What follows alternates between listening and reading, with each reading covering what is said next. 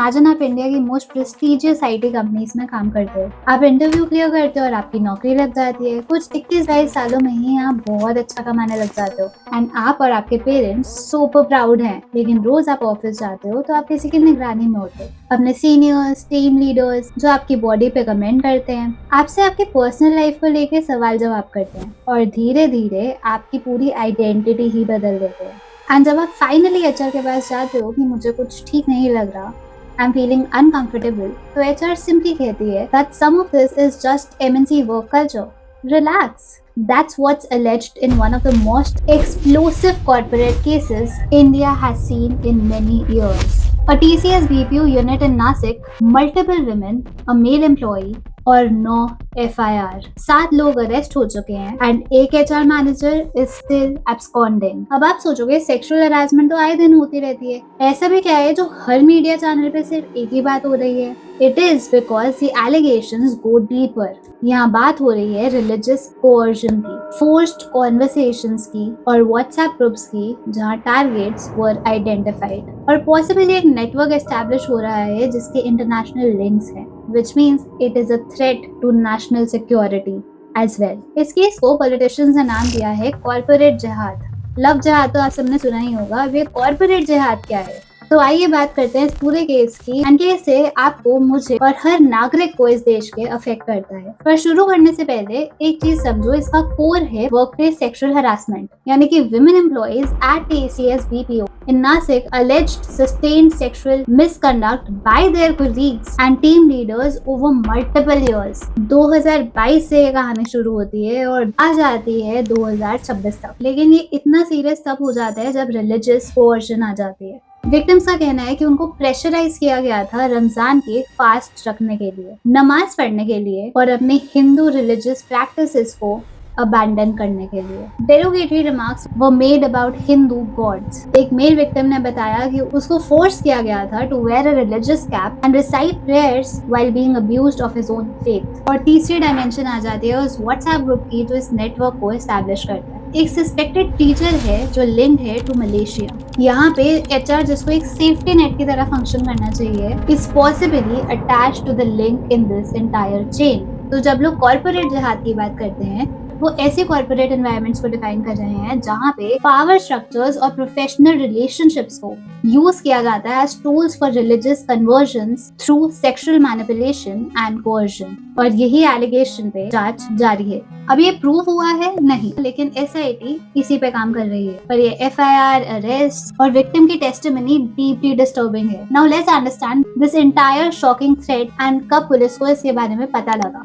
फरवरी 2026 में, यानी कि 2 महीने पहले, नासिक सिटी पुलिस को एक अनयूजुअल सी टिप मिलती है जो एक हिंदू फीमेल एम्प्लॉय के बारे में है जो नासिक की ही एक कंपनी में काम करती है, जिसने अचानक ही रमजान के फास्ट रखना शुरू कर दिए हैं और काफी स्ट्रेंज सा बिहेवियर हो गया. कुछ ठीक नहीं लग रहा. This is not how normally she is. तो पुलिस कुछ जेन्युइनली स्मार्ट करती है. Instead of barging in, they decide to watch it properly. तो वो अंडरकवर विमेन कांस्टेबल्स को भेजते हैं disguised as housekeeping staff. 4 women police officers walked into the TCS BPO campus in the Mumbai Naka area of Nasik. कुछ 2 हफ्तों की batch से लेकर 40 दिन का एक ब्रॉडर ऑपरेशन कंडक्ट करते हैं जिसमें वो फ्लोर स्क्रीन करते हैं और ऑब्जर्व करते हैं सारी इंटरैक्शंस को, सुनते हैं कि क्या चल रहा है और मैप आउट करते हैं कि ऑफिस की 4 दीवारों के बीच हो क्या रहा है एंड अपने सीनियर्स को रिपोर्ट करते हैं. And what they saw was not a normal workplace behaviour. Harassment के पैटर्न्स एस्टैब्लिश किए जाते हैं, physical contact, comments, religious pressure to convert और विक्टिम्स जो सालों से चुप हैं क्योंकि जब उन्होंने बोलने की कोशिश की इंटरनली तो उन्हें कोई हेल्प ही नहीं मिली. Based on what the undercover team gathered, police ने इनकरेज किया एम्प्लॉयज को कि वो सामने आके अपनी बात बताएं और 25 मार्च को फाइनली एक महिला पुलिस स्टेशन जाती है to file the first FIR of this case. वो पुलिस को बताती है कि 2022 से लेकर 2026 के बीच में her colleagues had sexually exploited her, molested her on multiple occasions and repeatedly made remarks that hurt her religious sentiments. That complaint cracked the dam open. कुछ ही दिन में 8 महिलाएं और 1 पुरुष आ जाते हैं अपनी FIR दर्ज कराने और 3 अप्रैल तक 9 FIRs फाइल करी जा चुकी हैं 2 पुलिस स्टेशंस के अंदर. अब ये सारी ही FIRs एक से बढ़कर एक पहली एफआईआर बताती है कि जो अक्यूज्ड हैं हिंदू वार्ड्स के अगेंस्ट कुछ डेरोगेटरी रिमार्क्स दिए और एक ने तो शादी का वादा करके फिजिकल रिलेशनशिप रखी और एक और है जिसने ऑफिस प्रेमाइसेस के अंदर ही उन्हें फिजिकली ग्रैब करा। दूसरी एफआईआर बताती है कि दो अक्यूज ने हरास करा एक कुलीग को through steering, comments and physical advances. जब विक्टिम ने सीनियर एचआर को कंप्लेन किया तो कोई एक्शन नहीं लिया गया। तीसरी एफआईआर आती है कि रिपीटेड हरासमेंट फेस करी गई और उसे अनवांटेड प्रपोजल्स का सामना करना पड़ा। चौथी एफआईआर आती है असॉल्ट और ऑब्सीन रिमार्क्स की। एक एफआईआर कहती है कि विक्टिम को जबरदस्ती नमाज पढ़ने के लिए फोर्स किया जा रहा था। हिंदू डेटीज के अगेंस्ट अब्यूसिव लैंग्वेज यूज करी जा रही थी। एक मेल विक्टिम की टेस्टिमनी आती है which is again too cruel of an act. He said, and I'm quoting this, from 2022 to March 23, the accused maintained close contact with me. They made me wear the religious cap and recite namaz while using abusive language against the gods of my religion. They insulted Hindu gods and tried to convert me by forcing me to eat non-vegetarian food. When I opposed them, they targeted me at work and abused me. काफी media channels में बोला जा रहा है कि beef खाने को मजबूर किया इस विक्टिम को, which is against the Hindu religion. और इस सब के साथ एक और एलिगेशन आती है। According to a well-established media channel, a contractual employee actually said the accused would tell each other, "Go make Hindu girls your girlfriends and marry them," and that there was funding involved, money being paid to facilitate this. Police अब उनके bank account check कर रही है और verify कर रही है whether the statement is correct or not. और फिर आता है मलेशिया का एंगल। इन्वेस्टिगेटर्स ने एक नाम आइडेंटिफाई किया जो अक्यूज्ड की व्हाट्सएप कॉन्वर्सेशंस में बार बार आ रहा था, whose name is Imran. Now he is believed to be a preacher in Malaysia, introduced to employees through video calls and allegedly encouraging women employees to consider moving abroad for better opportunities. इसकी identity और role पे जांच चल रही है और ये सब वेरीफाई हो रहा है। इस सब के लिए इमीडिएटली एक स्पेशल इन्वेस्टिगेशन टीम को बनाया गया है which is called SIT. अभी तक 7 लोग पकड़े जा चुके हैं। इन 7 में एक नाम बहुत प्रोमिनेंट है जिसका नाम है निदा खान। अब ये है HR manager who is absconding right now. लेकिन why does she matter so much in this case? क्योंकि वो सिर्फ HR नहीं थी, she was reportedly a member of the internal complaints committee, एक ऐसी कमेटी जो बनाई जाती है legally to protect the employees from sexual harassment. Allegation ये है कि ना केवल वो कंप्लेंट्स को इग्नोर करती थी but she threatened victims for termination. In fact एक विक्टिम ने डायरेक्टली एफआईआर में ये कहा, instead of taking corrective measures the HR officer told me to stay cool as some gestures were common in MNC work culture. In fact police ये भी suspect करती है कि निदा खान ही थी जिसने फीमेल हिंदू एम्प्लॉइज के नाम सर्कुलेट करे व्हाट्सएप ग्रुप्स में, essentially targeting them for the accused to approach. Let that sink in. The very person meant to protect employees may have been allegedly key architect of the network. In 7 accused को immediately suspend कर दिया गया है bye TCS और इन पे investigation चल रही है। SIT कुछ 78 ईमेल्स को एग्जामिन कर रही है और चैट रिकॉर्ड्स से डिटरमिन कर रही है कि क्या HR ने genuinely in sexual harassment complaints को डेलिबरेटली इग्नोर या सप्रेस किया था या नहीं। और फिर एक और नाम निकल के आता है Ashwini, who was the operation head and also another ICC member जिसे अरेस्ट किया गया है। The assistant public prosecutor stated in the court, despite being a member of the POSH committee, the accused allegedly failed to act on the victim's complaint and instead extended support to the accused. तो अब इस पूरी कहानी में बात करते हैं कि ये कानून है क्या, ICC क्या है, हमारे राइट्स क्या होते हैं, कौन सा कानून है जो हमें जानना चाहिए और यहाँ बात हो किसकी रही है। तो लॉ का नाम है sexual harassment of women at workplace prevention, prohibition and redressal act 2013 यानी कि पॉश।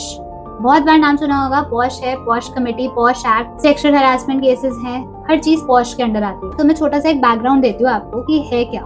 1992 की बात है। एक महिला थी भवरी देवी राजस्थान में जिन्होंने 1 साल से भी छोटी बच्ची की चाइल्ड मैरिज होने से प्रिवेंट करने की कोशिश की और उस वजह से उनका गैंग रेप कर दिया गया। This case went to the Supreme Court in 1997. इस वजह से बहुत प्रोटेस्ट हुए कि वर्कप्लेस पे महिलाओं के लिए कोई कानून ही नहीं है। यहाँ पे सुप्रीम कोर्ट ने कुछ गाइडलाइंस बनाई जिनका नाम है विशाखा गाइडलाइंस, जो कि एक पहली फॉर्मल रिकॉग्निशन थी against sexual harassment of women at workplace. ऐसे सेक्सुअल हरासमेंट जो कि हमारे कॉन्स्टिट्यूशन के आर्टिकल 14, 15 और 21 को वायलेट करता है, और ये गाइडलाइंस इवेंचुअली बन गई पॉश एक्ट।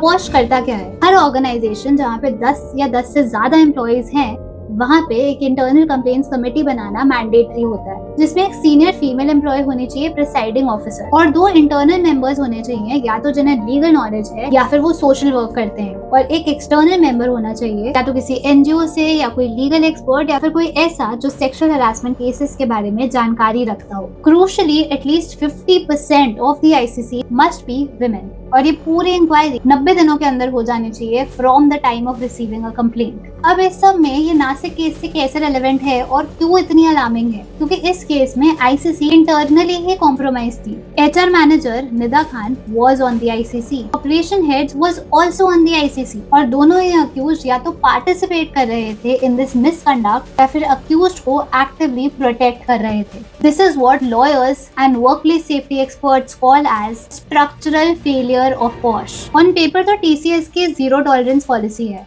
और अगर आईसीसी ही सिस्टम का इतना बड़ा फेलियर बन जाए तो विक्टिम्स कहाँ जाएंगे। तो अगर आप एक एम्प्लॉय हो या मैनेजर हो या एक बिजनेस ओनर हो या अगर कोई स्टूडेंट हो जिसकी नौकरी लगने वाली है या नौकरी लग चुकी है, ये लॉ आपको प्रोटेक्ट करता है। कुछ बातें हैं जो हम सबको याद रखनी चाहिए। आपकी कंपनी की आईसीसी डिटेल्स हमेशा पब्लिकली डिस्प्लेड होनी चाहिए, यानी कि आपको दिख रहा होना चाहिए। अगर आप किसी कंपनी में काम कर रहे हो तो आपके लिए विजिबल होना चाहिए कि आईसीसी की कमेटी है कौन और मैं उन्हें रीच आउट कैसे कर सकता हूँ या कर सकती हूँ। आपके पास पूरा राइट है to file a complaint, not just for physical harassment but verbal, psychological या gestural harassment also। अगर आईसीसी आपको फेल करती है तो एक लोकल कंप्लेंट्स कमेटी भी होती है एट द डिस्ट्रिक्ट लेवल, नहीं तो आप डायरेक्टली पुलिस के पास जा सकते हैं भारतीय न्याय संहिता के अंडर। और इस सब के बाद भी अगर आपको रेजोल्यूशन नहीं मिल रहा और आपको नहीं समझ आ रहा है कि किसको बात करनी है, तो अभी जाके सर्च करो शी बॉक्स पोर्टल, जहाँ पे आप एक्चुअली में कंप्लेन कर सकते हो। जो गवर्नमेंट बेस्ड वेबसाइट है, आपकी जो भी कंप्लेंट है इमीडिएटली एड्रेस हो जाएगी और लोकल कंप्लेंट्स कमेटी तक पहुंच जाएगी।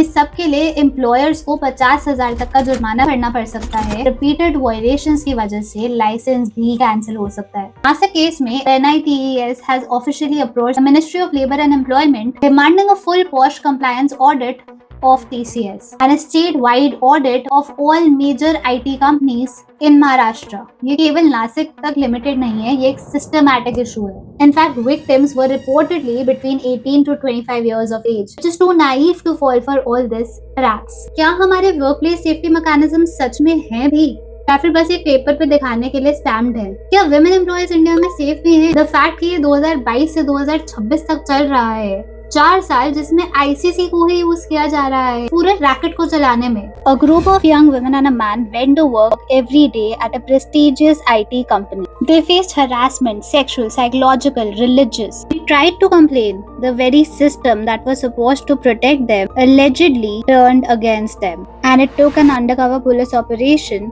constables mopping floors and watching to finally bring this to light 4 years later. That's a failure of systems, a failure of accountability, and it's a reminder that laws are only as good as the institutions that implement them. If you take one thing from this video, let it be this: know your posh right. Know that your company must have an internal complaints committee. And if you or somebody you know of is facing harassment at workplace, you have options that go far beyond HR department. The Nasik case isn't about TCS, it's about whether the Indian workplace is safe or not. And the answer to that question depends whether we, citizens, employees, lawyers, and voters hold institutions accountable. And if you want a full breakdown of what legal recourse looks like step by step under POSH, comment below. I'll make that video next. If this video gave you something to think about, share it, because the more people know about this, the harder it is for things like this to be buried. I'll see you in the next one.